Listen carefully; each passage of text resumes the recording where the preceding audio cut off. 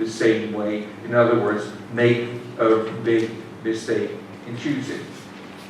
Yeah? In other words, the play, Shakespeare introduces this, and even for his heroine, for the characters who apparently are central characters in the play, they are allowed to make statements which, let's put it that way, at least today we can no longer call politically correct.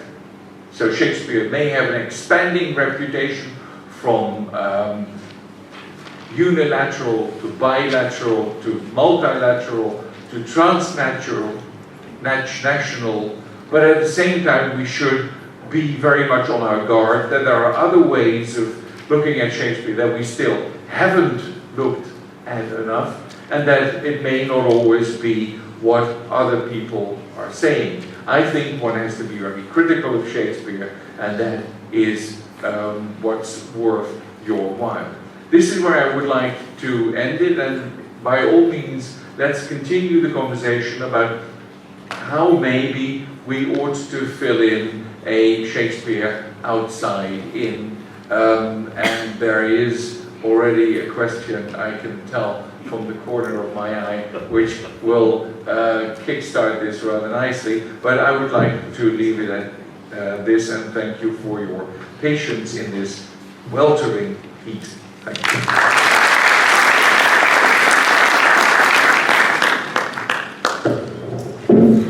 Well, shall I speak in Arabic to thank you about this brilliant talk on Shakespeare? Well, shukran bzaf, to say it in Arabic. Well, thank you a lot, Professor Tom Hoenselaars, for allowing us to discover with you a different and new perspective that you call European perspective. Of course, we are not European readers and audience, and our interest in Shakespeare is rather from the other side, or from the periphery. So if we study Shakespeare at university, if we transpose Shakespearean texts on stage or in films, it's actually also to express our concerns as, let's say, the other, be it the African, the Arab, the Moroccan other. And that's, I think, also confirms that Shakespeare is a contemporary playwright, not necessarily British, but even Moroccan. Morocco is mentioned in The Merchant of Venice, but it's also mentioned in other plays like the city of Marrakesh in Othello. I also think that Shakespeare nowadays should not only be called a European playwright, but also a multicultural playwright, because raising a lot of issues about racism, about ethnicity, about gender, and the likes. And I think that this is the perspective that I have personally been approaching Shakespeare in the plays I taught to my students. But after all, if we are today talking about Shakespeare, it's probably because there are certain issues that I would simply call universal and humanistic issues that Shakespeare has the merit to raise. Either he was racist or,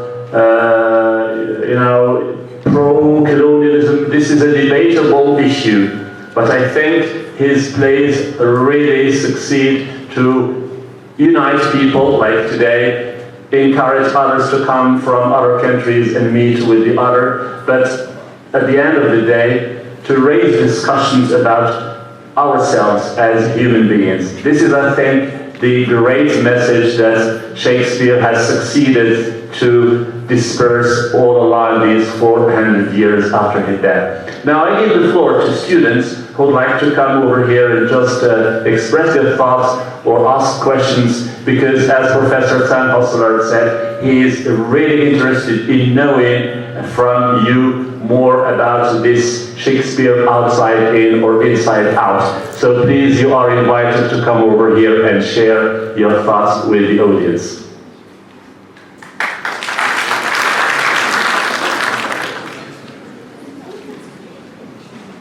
Yes, please.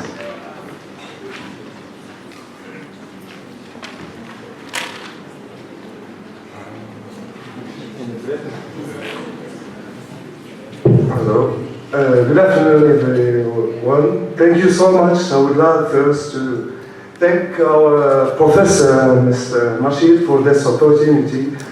And as he says, that give us the floor to share, and being in a multicultural, for example, a war.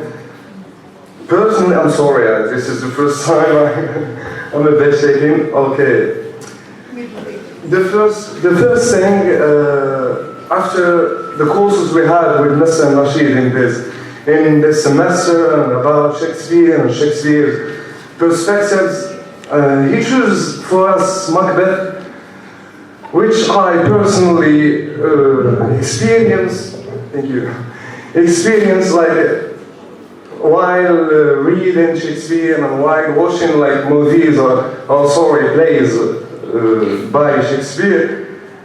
I think that it is a good depiction of how the world is settled nowadays. And for example, if we see what happened in Syria, in Iraq, in different parts of the war, you know, the war is like taking place for a long time, and just because of some rebellions, for example, what happened in Libya to Gaddafi, for example. Gaddafi, for example, here, as we know, society or people decided to rebel against their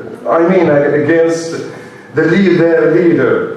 And so we can see the results, how they are now refugees. We can see refugees from Syria, from Libya.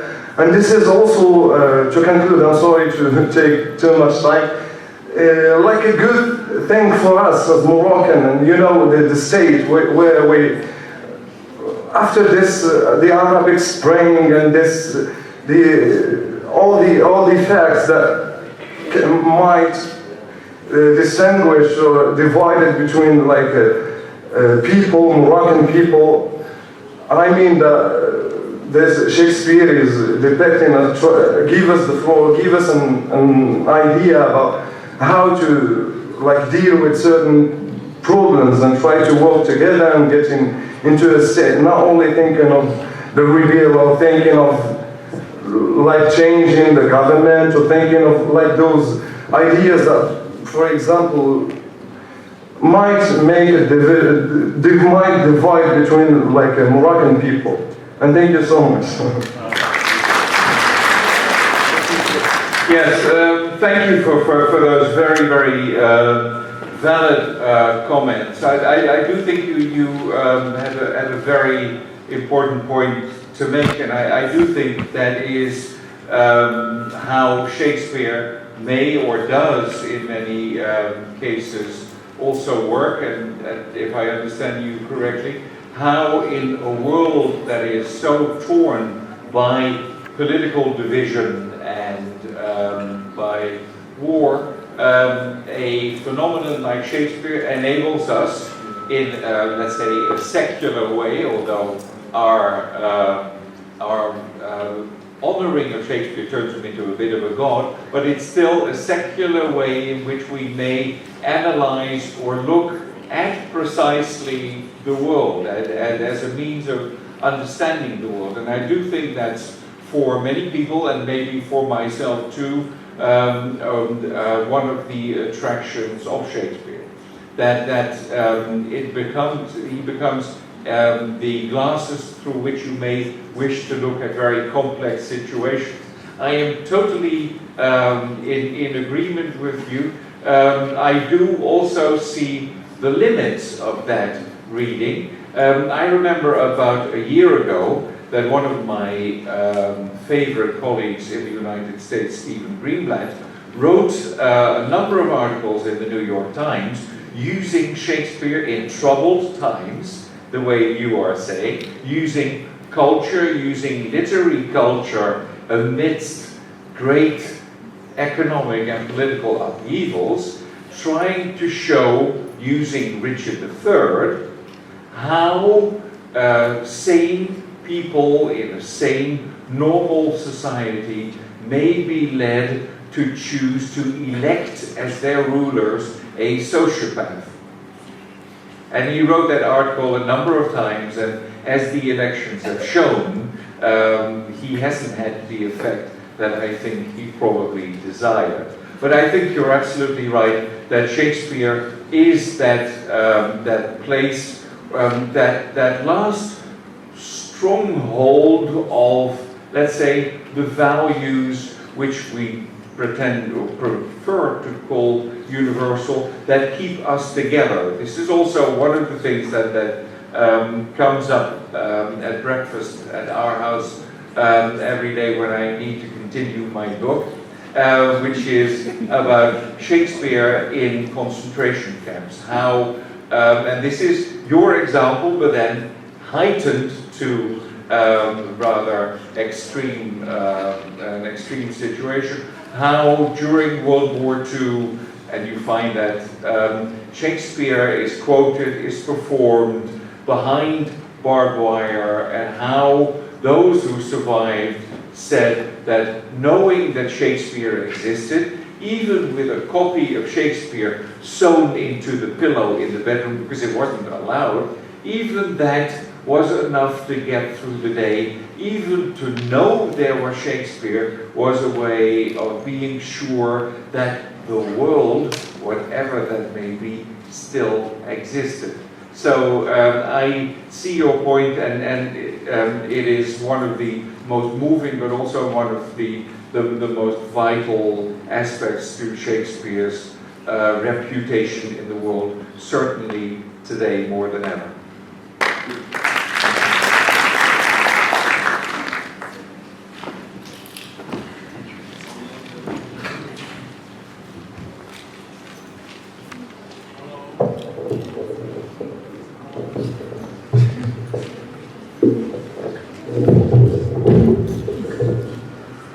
Well, good afternoon, everyone. First of all, I'm going to say, as an outsider from, as you said, Europe and Britain, the first things I think about when I hear Shakespeare is first war, and then sexism and racism. I'm more interested in the time of Shakespeare, the Elizabethan era, where he lived. I read so much about the history of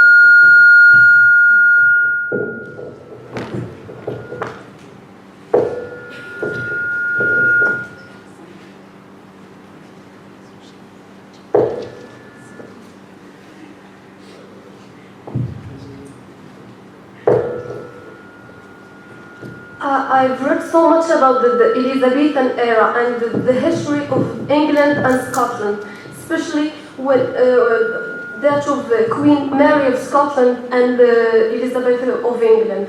The history between the two countries and the two queens is well known, and it's well known of their bloody history. And as we saw in Macbeth, it very much represents the way they lived at a certain time, and that's the way we see it in Macbeth. And again, I would say I don't know much about Shakespeare. I only know Macbeth. So I would say that in our modern days, I would see that how the rules against Macbeth at the very end of the play is so much as in the Arab Spring, as in countries where people has risen against the rulers. I would say that it had succeeded in the times of Macbeth, but I'm not sure if it did in the Arab Spring. I'm not very much interested, but what I would like to say is, as an outsider, that's how I see Shakespeare, and this is just a comment. Thank you. Thank you.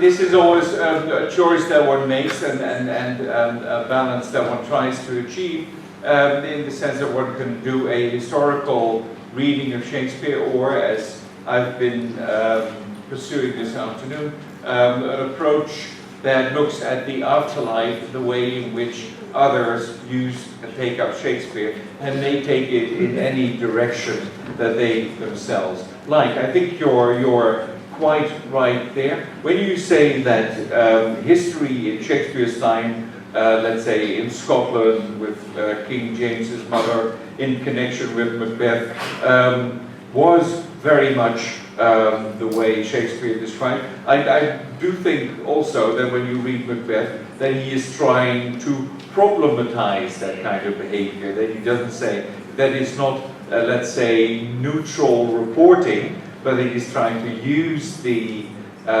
facts in order to make us understand how a criminal or criminal behavior may emerge from all kinds of sources and how it affects the individual. I'm not saying that Shakespeare is justifying violence, but he's doing more than just copying the historical facts that he knew. In fact, it's known that there are many things that he's added to the play and that either are not historical or that are fictional because they add to his statement. So I think you're right. I think we've heard the word universal, that particularly when you point at the political circumstances that Shakespeare worked under, that there may be a sense of universality that you see there. You mentioned the Arab Spring. Gaddafi's been compared to Richard III. These comparisons, I think, are very useful to make, and I think they're probably more important to make and more important to pursue than other Shakespeare, perhaps, that we see around us. When we were talking about the lecture earlier, I said I am going to speak as a European Shakespearean, because why should I speak about something that I do not know? And so I subdivided the European perspective into 4. And then the question was, how about global Shakespeare?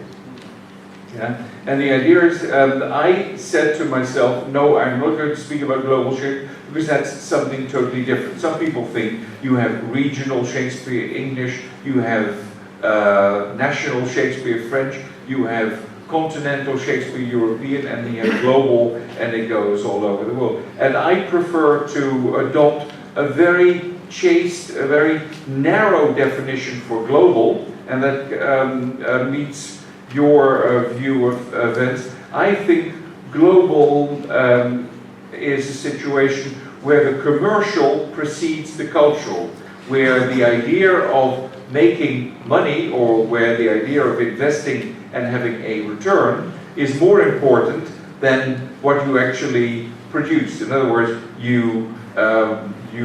Hollywood is out to make money and will then produce a Shakespeare movie because the cultural capital of Shakespeare is highest. In other words, that's the secret. Now, that is an approach that I see, that I recognize, that we also study, but which I don't find as valuable, and this comes back to your point too, don't find as valuable as the real historical current day use of Shakespeare.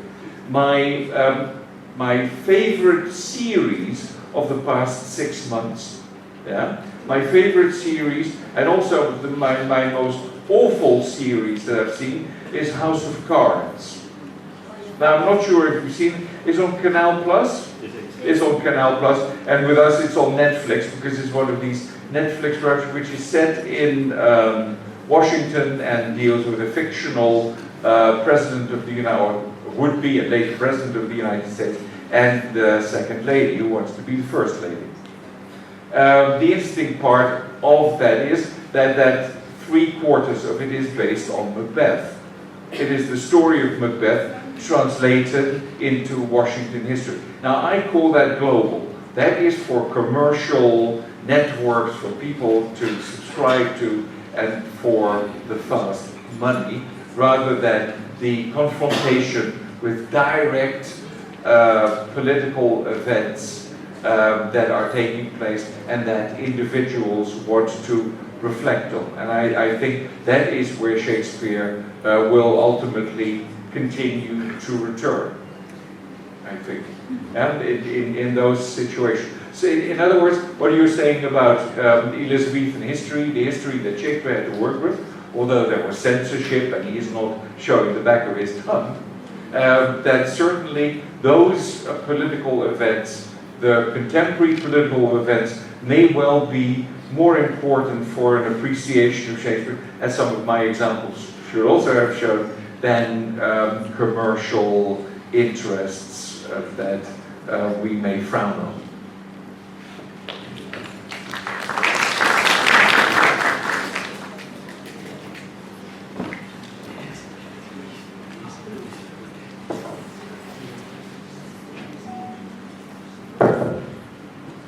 Thank you, teacher. I have a point here. Before moving to my point, I want to set a distinction here. I have in my mind, I want to distinguish between scientific truth and pragmatic truth.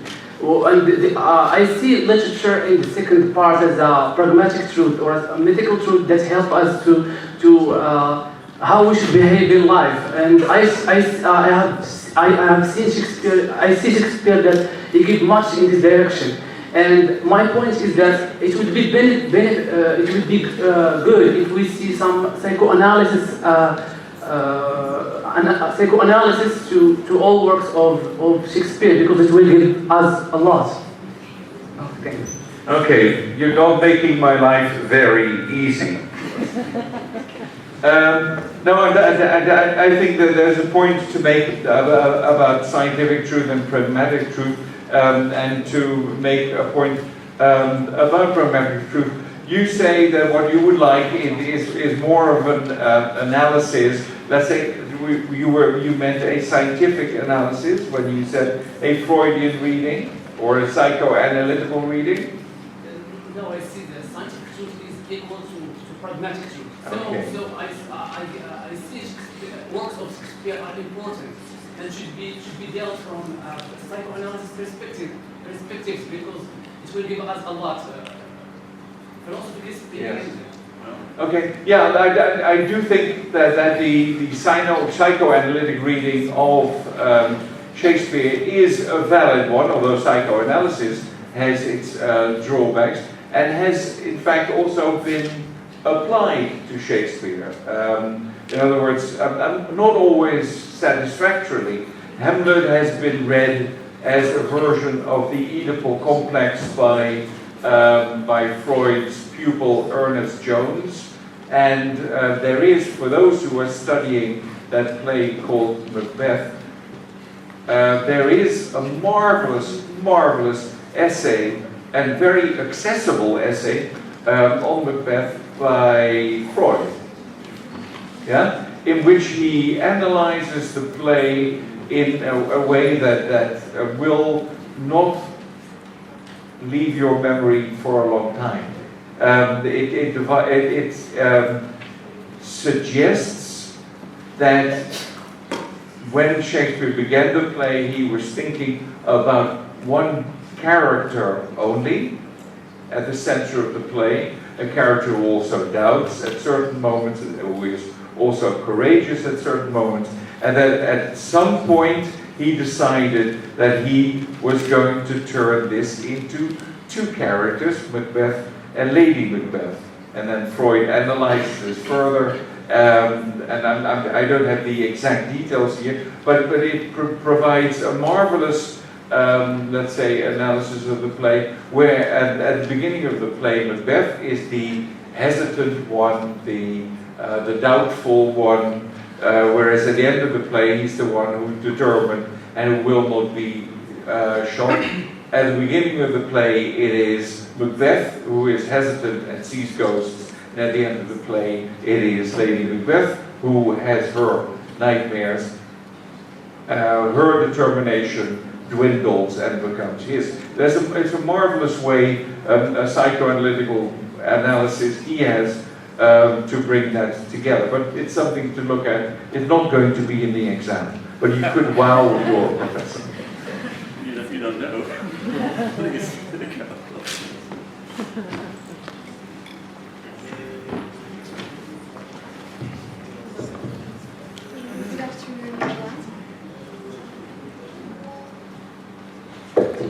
Thank you. So, good afternoon, everyone. Thank you, teacher, for giving us this chance to elaborate on this interesting debate and conference. So, I want just to elaborate on the fourth subdivision of your subdivisions of the European Shakespeare. I just want to, since as you explained, the outside in is when the readers recreate the text. My question is my question is, can we refer here to the death of the writer, the author, as we did with Mr. Nasheed? Can we refer to this point here? Okay, that's a question. Yeah, Okay. thank you. So yeah, I see where you want to take that. Very clearly, what I've been presenting and what I hope has also become clear from other things that have been said is that I'm not pursuing any essentialist Shakespeare. For me, there is no definite or fixed meaning to the text that I read. That's the first thing I want to say, and that therefore I am very much a reader-oriented critic here, trying to define carefully by the right paths, trying to define how the text is made to mean, as our great instructor or one of our gurus, Terence Hawke, says that Shakespeare doesn't mean, we mean by Shakespeare. What do you mean by Shakespeare? What do you mean Shakespeare? Well, you know, like in this particular situation, seen by me, not by someone from Amsterdam, but here, all these matters determine how Shakespeare looks and what he means. In other words, Shakespeare doesn't mean anything, we mean by Shakespeare. And you can turn this over a number of times in your head, and that's how a reader-oriented or an audience-oriented response of the kind of cultural history like that may be written. And I do think that it's a pity that I missed the Macbeth lectures by an hour, because if there's one thing that I love doing is to close read the Shakespearean text. There's nothing I love doing more. Having read Shakespeare for about 40 years now, and some other things, I find myself reading more and more slowly, because it gets richer and it gets more detailed. And it is such fun to probe the text and to try and put in your own words what is going on and how the text actually ticks. I love that immensely, but I do think, I do that not because I think there's a fixed meaning, but by close reading you can define what in radio terms you call the bandwidth. You know, I don't think Shakespeare can mean anything, but I do think that you can define the certain range, and even then probably someone may extend that range, but there's a way in which that text resonates and may mean many things, and recognizing that, which I think particularly in our visual age is very important. If one can learn anything from Shakespeare, it is to be alert to nearly everything in life, because you analyze it clearly and you know how much language may do. Yeah?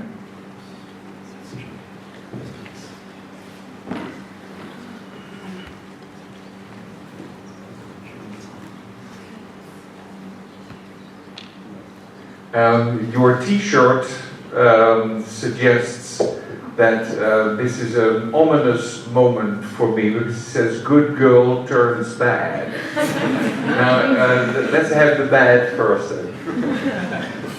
Not a good one. Okay, good. Hello everyone. Well, we are all fascinated by the work of Shakespeare, that's for sure. But recently I have seen a video on YouTube about some scholars that doubted that it was on the fact that it was Shakespeare that wrote these plays, and it's the one of these work. So the thing has frustrated me. So what are your comments about this? That I'm very sad that you have sleepless nights over the biographical facts, including Shakespeare. I hope that didn't turn you into a bad girl. No. The point about the Shakespeare biography, I mean, people are debating it. When you have a session of questions like we are having this afternoon, the question will come up. I tend to follow there are two groups when you talk about Shakespearean, say, was it he or was it not? Two groups, the Stratfordians and the anti-Stratfordians. The Stratfordians say it was Shakespeare, the anti-Stratfordians say it was not Shakespeare. And then they have a whole list of characters and people whom it might have been. Now I probably loyalty to the place that educated me, the Shakespeare Institute in Birmingham, in the UK. Stanley Wells, who is one of the great biographers and writers on the subject, says those who argue against Shakespeare, the anti-Stratfordians, do not have a case.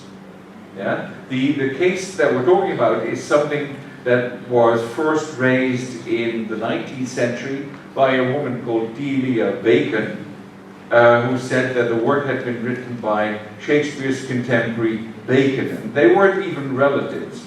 Her argument was, and it was a typical hierarchical 19th century argument, in Shakespeare's work, like The Merchant of Venice, which has an entire court case, The Merchant of Venice, that Shakespeare's legal language is so detailed and that he is so well versed in matters of the law that either he was always in court or he actually studied, and that a country yokel born in Stratford could never have acquired so much knowledge as Shakespeare seems to display. Therefore, there must be a reason. Therefore, it can't have been he. So it's a very 19th century hierarchical, social, political analysis, which authors have taken over. Mark Twain, Sigmund Freud, they've all taken over that idea. They thought it was marvelous. And Nietzsche even thought that he was Shakespeare. So, it can get very bad. What I always say when the issue is raised, and when you're in academia, it does come up every now and then, is do not get involved.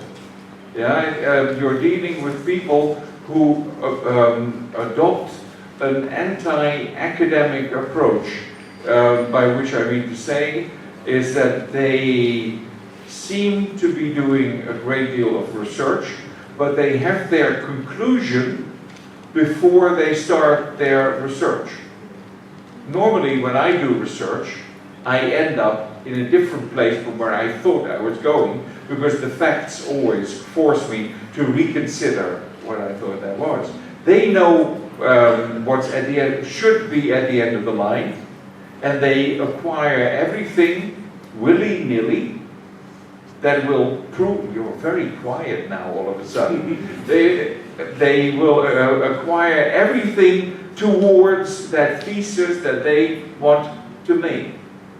So don't get into an argument. I don't get into an argument because I would need to read 400, 500, 600 very boring books about Shakespeare having put all kinds of codes, 1, 2, 3, A, B, in his works in order inversely to write his name on the last page, which links up with page number. Very, very unbelievable roads of the imagination there. What is important, and I've done quite a lot of work there, and many people find that difficult, is that about a third of Shakespeare's plays were not written by him alone. Now that is I think, a serious thing. People find it very difficult to acknowledge that maybe there is a scene in Macbeth, I'm looking at you, kid, a scene in Macbeth, the second scene with the witches, is not by Shakespeare, and it doesn't fit into the play at all, and it was added by Thomas Middleton when the play was revived in the early 1610s. Now, that happened, and that is part of the early modern, the historical situation where the old, let's say, medieval, guild-like collaborative system, the system of collaborative work, collaborative writing still exists. And somehow, since 1800, since the Romantic period, when we've started to revere authors for being unique heroes, we have lost the ability to think that heroes may also work together. The system in Shakespeare's London was much more like what's happening at Netflix or in Hollywood, that you have a team of writers, or let's say other series where every episode is written by another writer, and together they put their name under the thing. That is something that undermines the heroic image that Shakespeare has, and that is very easy to demonstrate. And I also understand that people find it hard in a time when copyright and authorship and who wrote this novel, was it Julian Barnes or Ian McEwan, that at the same time this great Shakespeare that may not have written that fourth scene at the back. So I do think that that's where many people are frustrated, but the biography won't get into any discussion with people. They have no, even Ben Jonson, whom I quoted in my lecture, who was his greatest rival, and also the only person who never worked together with Shakespeare, I think. Even Ben Jonson, in that first folio, which I showed, is not making any point that it shouldn't be Shakespeare. Even the greatest enemy is saying, let's praise the man because he's dead. So what are we going to do with that? Do we need to have a conspiracy theory to say, oh, but Johnson was also in a situation, and he also needed to say yes because he was being paid by so-and-so, being paid by... It doesn't work. Yeah? So maybe a last question, because I understand. There are only 3, 4 left. But anyway. Anyway, sorry.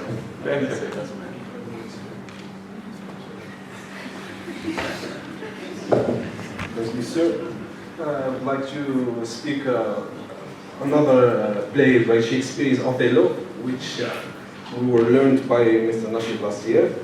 In Othello, Shakespeare portrayed the way the other is rejected, how he fails to merge or to adapt in targeted culture, despite his professional skills or qualities.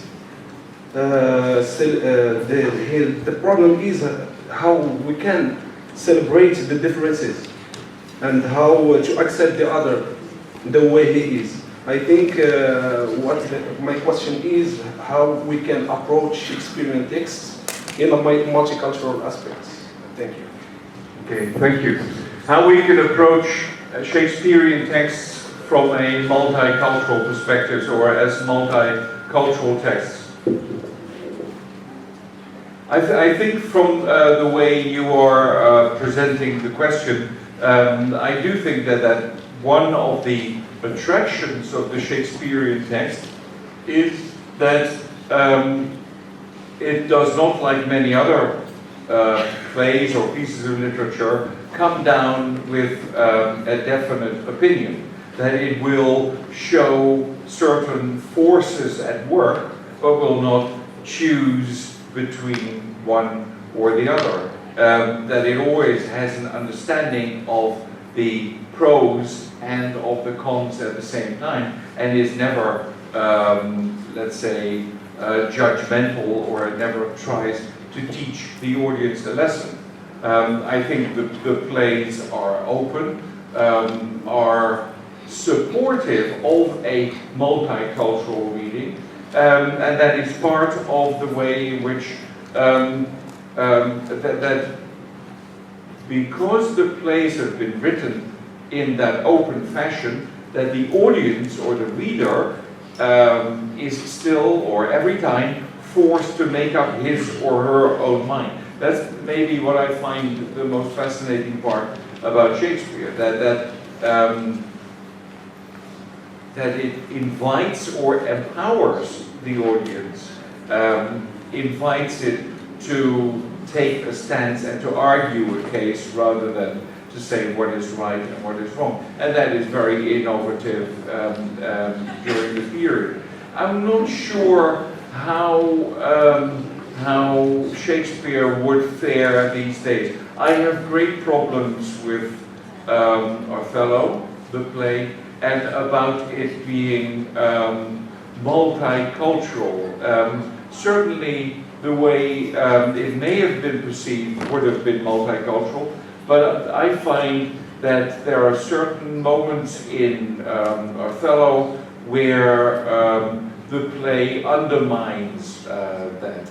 For instance, if it is a play about a black army leader and that he is being loved by his young wife Desdemona, what Desdemona does in the play when she says, you know, you don't like Othello because you're afraid of him, but he's really a good chap.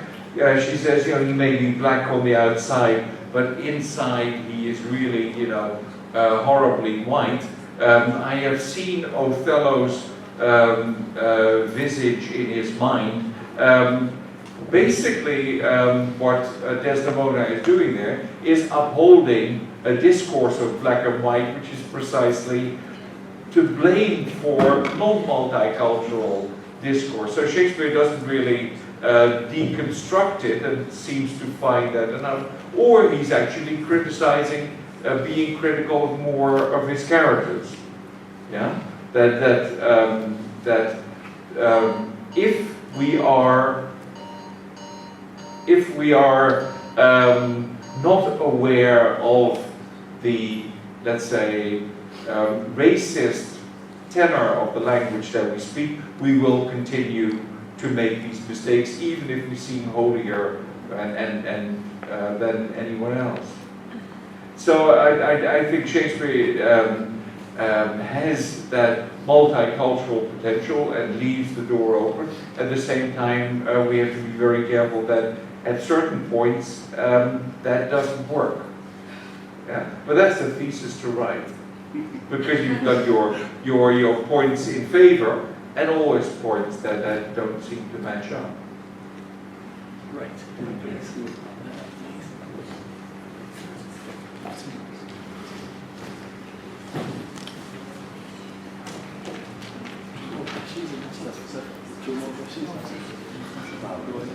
Yeah, we'll have 2 more questions because I have a plane to catch. Anyway, good afternoon.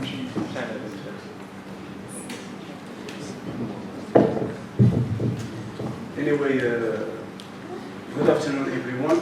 Thank you, Mr. Rashid, for these permanent conferences, because actually we are in need for this such things. Thanks for the guest professor. I just actually have one question, which is to what extent do you think, Professor, that Shakespeare has contributed to a new definition of the society through his plays? Thank you. Yeah. Just to see if I got your question right, to what extent Shakespeare's plays have contributed to producing a new view of society? A definition of society, or a new society through his plays, through his work. Okay. Yeah, it's a gigantic question. I wouldn't even know where to begin. Although I do find that one should probably not begin with English society. I'm not going to answer the question like try to be all-encompassing. Shakespeare changing our view of society. And okay, probably yes, in a number of ways. I don't know what you were expecting. But there's one way he certainly did. Do you want to know that? And this is one of my hobbies, is the history plays. I mean, the 6th part 1, 2, and 3, and the 4th 1, 2, and the 5th, and so on. And then Shakespeare it's a third of his plays. In Germany, they wanted to perform these every year in order to have, like a festival, like a religious festival. The history plays are marvelous because it's about monarchs, it's about subjects, it's about revolution, it's about love affairs, it's about war, it's about peace. Everything's there, and they are my favorite. However, and I know that I have based my view of politics and of Machiavelli and of history and let's say court society on those particular plays. Now there's this marvelous article which appeared in the Cambridge Guide to Shakespeare's World last year, which I had the fortune to edit, and it describes how Shakespeare's description of the court corresponds to the court that he might have known, so from the correspondence of Elizabeth and so on. And the point is that the court that Shakespeare described has nothing in common with the real court that we may reconstruct on the basis of historical documents. In other words, if I were to answer your questions on the basis of Shakespeare's just imaginary court, yes, Shakespeare has changed our view of society, because we think that we know everything that happens in court and political circles, whereas it's only via Shakespeare. We think that that's how kings and their subjects talk, but of course they don't. Yeah? There is a way in which he has given us his view, and we've made it ours, but be very critical. This is part of a literary landscape before literature became realistic or tried to describe society. Yeah, this is a very abstract, allegorical kind of literature still. No, I don't think it has changed society too much that I could demonstrate. Last question, please, you gentlemen. You've been very vocal. Thank you. It's,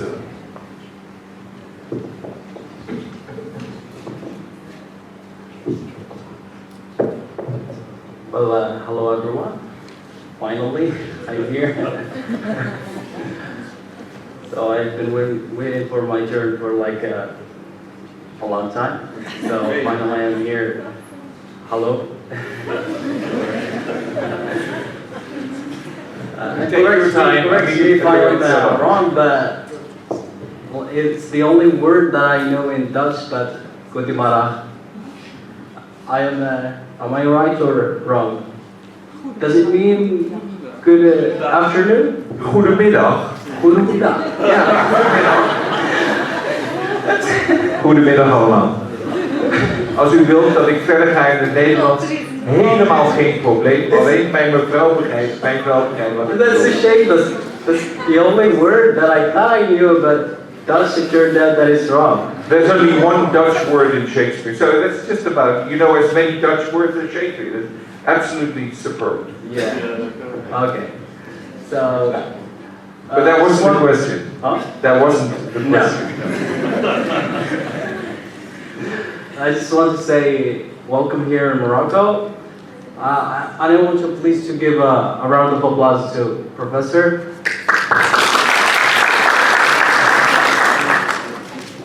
So I just want to say that I just want to critique the idea that Britain has,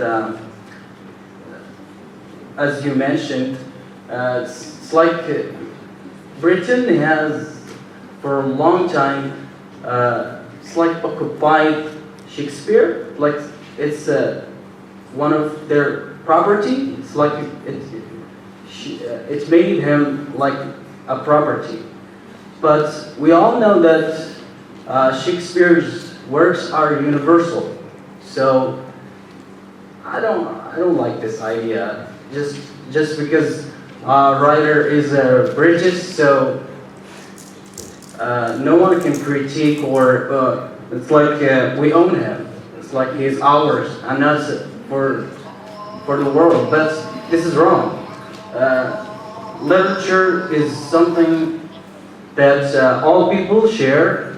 It's universal. All people have their writers, but just this idea, it's not a good one. Okay, thank you. It's a valid point to make at this particular juncture. In response to me speaking about Britain and its appropriating Shakespeare as its national poet, you say that literature belongs to everyone. That is and that includes Shakespeare. I think you're absolutely right, except that our, let's say, elevated ideals about this may not always correspond to what we find in the world around us. What I'm trying to say is that for myself, I may think that I've come to Shakespeare by reading him or by seeing him in theatre, but that's not true.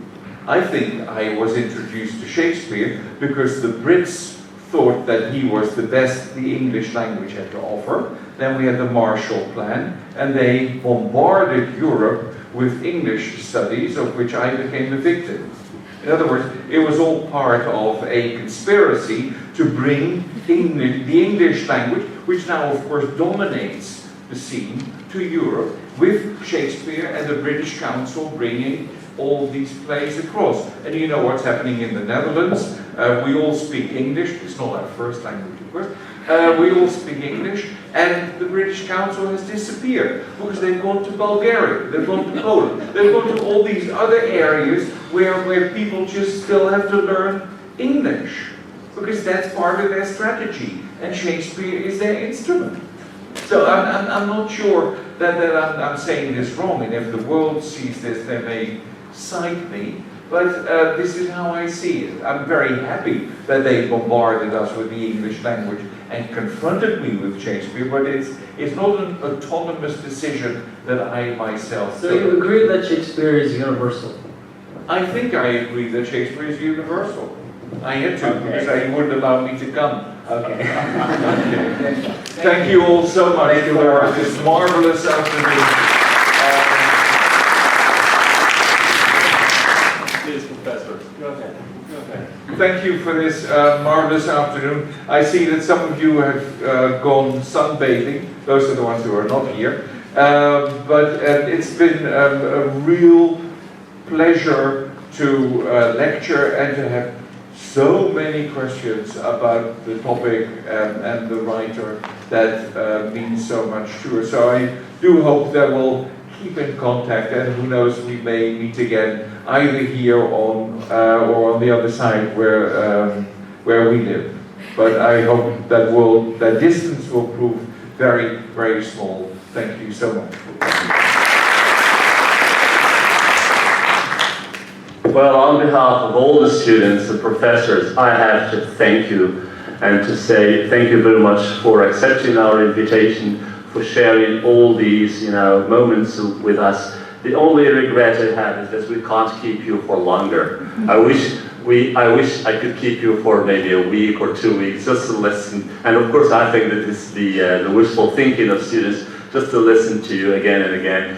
Because while talking, it's not only humor, but it's also expertise and a very good knowledge of Shakespeare. So on behalf of all the audience, I really thank you for this very precious moment. And I wish we could see you another time, maybe next year, while organizing a conference on Shakespeare or any other topic related to Europe and the rest of the world. So thanks a lot, Professor Hoenselaars.